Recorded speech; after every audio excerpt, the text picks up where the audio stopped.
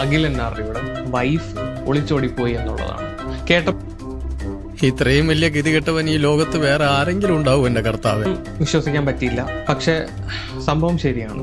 CCTV footage വരെ പുറത്തിറങ്ങിയിട്ടുണ്ട്. ഇവള് രാത്രി ഇറങ്ങി പോകുന്നത്. വിശ്വസിക്കാവോ? ഇതുപോലെ എത്ര എണ്ണം വന്നിട്ടുള്ളത്? ഒന്ന് കേട്ട് നോക്കാതെ വിടണോ സാർ? Of course not.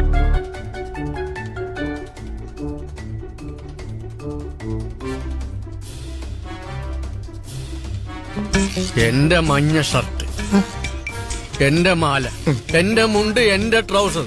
കൊള്ളാം, നാടകം നന്നായി.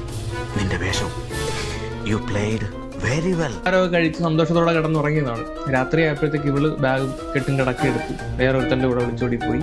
അവനാണെങ്കിൽ ഈ അവഹിതം എന്ന് പറയുന്നത് ഉണക്കമീൻ പോലെയാണ്. നാട് മൊത്തം നാറിയാലും നമുക്ക് നല്ല രുചിയായിരിക്കും. എന്നാലും രുചിയുണ്ടല്ലോ ഷാജി. നീ ബാഗ് എടുത്തോ. ഇവിടെ ഒരു ജാലിയൻ വാലാബാഗ് സൃഷ്ടിക്കണ്ട. നമുക്ക് ദണ്ഡി യാത്രക്ക് പോകാം. സ്റ്റേഷനിൽ വിളിച്ചു വരുത്തി. ഞാൻ അറിഞ്ഞത് പോലീസുകാർ പലതവണയും ഇവരെടുത്ത് ചോദിച്ചു, അഖില എന്തെങ്കിലും പ്രശ്നങ്ങളുണ്ടോ ഇവിടെ. പോലീസ് പിന്നെയും ചോദിച്ചു, ഇപ്പം ഇറങ്ങിപ്പോയേക്കുന്നവന്റെ കൂടെ പോയി കഴിഞ്ഞാൽ നിന്റെ ജീവിതം കോഞ്ഞാട്ടായി പോകത്തതേ ഉള്ളൂ. അഖിലിന്റെ കൂടെ ഈ ഒളിച്ചോടുന്നതിന്റെ തലേന്ന് വരെ ഇവളെ കൊണ്ടുപോയി 10,000 രൂപയ്ക്ക് ഡ്രസ്സ് മേടിച്ചു കൊടുത്തിട്ടാണ് വീട്ടിൽ വരുന്നത്.